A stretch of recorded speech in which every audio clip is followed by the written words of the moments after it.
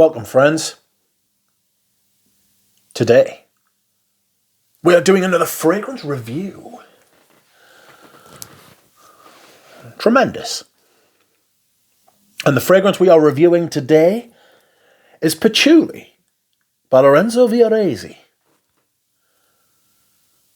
Okay, so this fragrance review will follow my tried and trusty technique, as all the others do, where I will tell you the notes.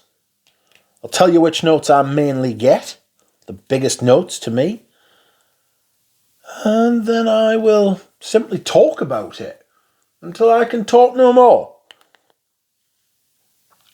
Okay, so the notes, according to the Villoresi website, are patchouli and lavender at the top, patchouli in the middle, and patchouli, sandalwood, vetiver, cedarwood, oak moss, musk, and benzoin in the base. Excuse me. Okay. So the main notes I get are, unsurprisingly, patchouli, sandalwood, and benzoin. This to me is...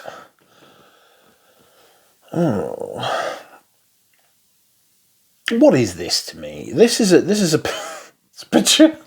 patchouli fragrance. It smells like patchouli.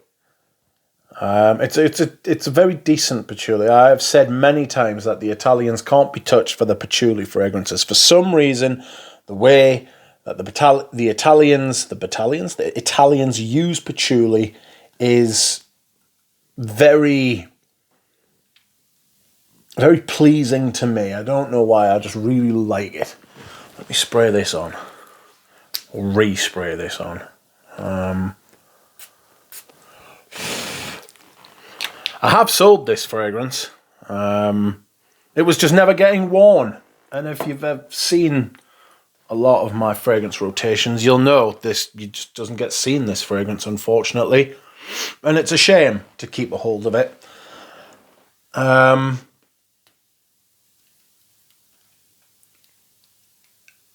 It's very much a patchouli soliflor type thing.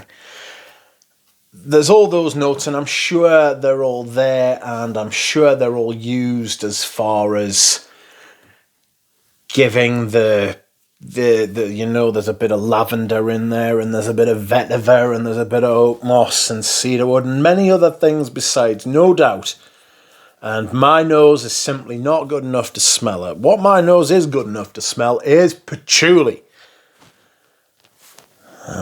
Starts off with patchouli, continues on through patchouli, and by God it ends with patchouli.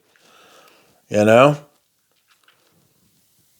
There are lots of different facets of said patchouli come out. There's a little bit of spiciness. There's a lot of smoothness. A little bit of chocolatiness. Something a little bit dark, something a little bit green. Something a bit woody as well. But it's all riffing off that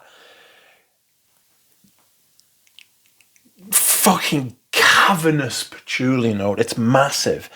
The problem I have with it is this is not my favoured type of patchouli note. I've smelled many patchoulis. Profumum Romas springs to mind as a big patchouli.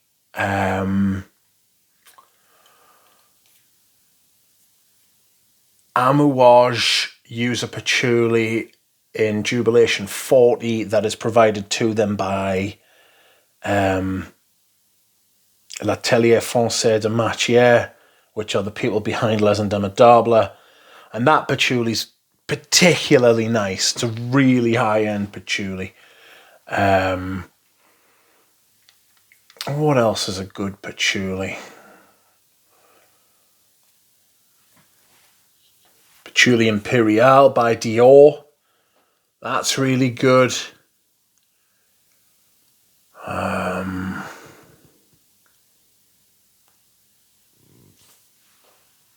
Patchouli Absolute, or Absolute by Tom Ford, you know.